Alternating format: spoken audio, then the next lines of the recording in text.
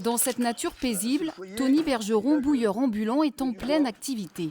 Je vais ouvrir la vanne pour refroidir la colonne de rectification.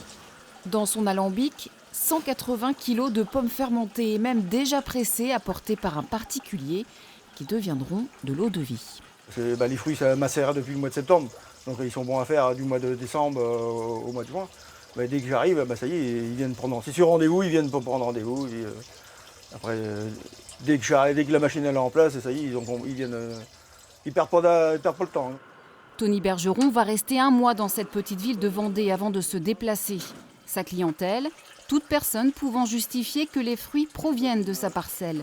Plus de taxes désormais pour les productions de moins de 50 litres d'alcool pur.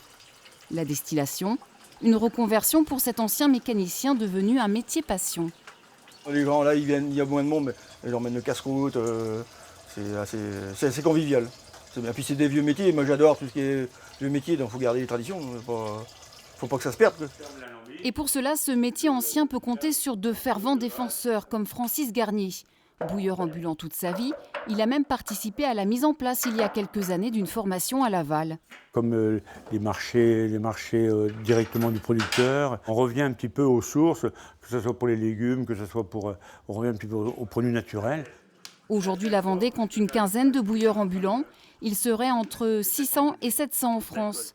Intérêt des jeunes pour ce savoir-faire. Des jeunes femmes notamment sont autant de signaux encourageants, selon Francis Garnier, pour l'avenir de ce métier.